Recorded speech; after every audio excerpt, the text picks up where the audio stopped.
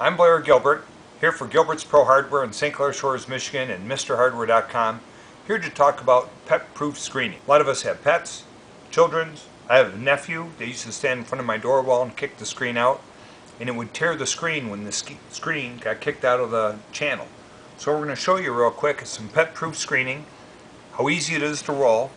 When our dog or a screwdriver comes along and drags across the screen, it doesn't cut the screen. It is very durable. As you can see, that screwdriver didn't even hurt it.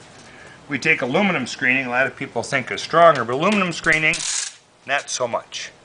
Nylon screening the same way. And I'm going to put some in our demo frame here at the store. And to roll it in here, what you have when you have screen, you have material that you're going to roll into the groove.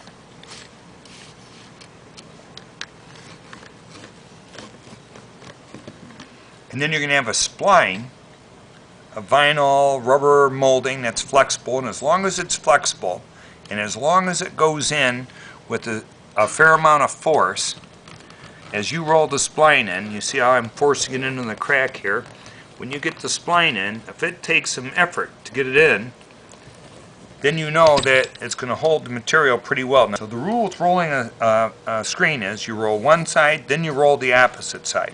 That way you stretch the screen evenly across the frame, so it doesn't have any wows or wiggles in it.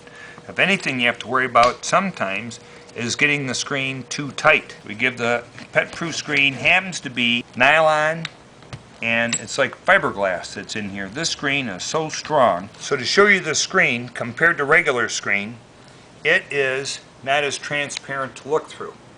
So one of the advantages of it is on my house, if I have a full view window on my front door, people walking down the street can see in my front door. This screen gives me a little bit more obscurity so that people looking down the street looking in my house can't see right in.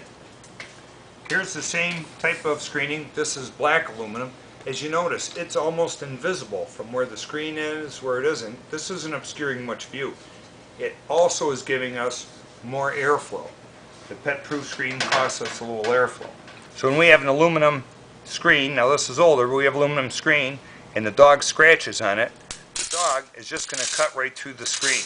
If he doesn't cut through it the first time, his multiple hits is going to do some damage, and our screen isn't going to last any time at all. And we do that same thing with pet-proof screen, as you can see. See how hard I'm pushing? It just doesn't cut. It's guaranteed, at our store it's guaranteed for 1 year against pets. What it's not guaranteed against is rodents. We've had people where they've baked bread, put it on the counter of their kitchen, and a squirrel has sat and gnawed on this and gnawed their way into the house. So gnawing doesn't count, but as far as pets come, this is the only way to, the cost is a factor. It is about double and 10% more than the price of having a regular screen repaired. So bear that in mind. It costs you, but the fact that you might not have to get your screen redone for 5 or 6 years, you'll be ahead of the game.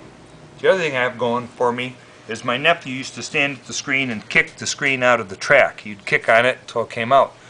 It didn't tear the screen, it just came out of the track. I could just take a roller or even a slotted screwdriver. I could push, because I'm not at work, I could push my spline back into the track and my screen would be good again. So even though little nephew was making me crazy, I could beat him at his own game.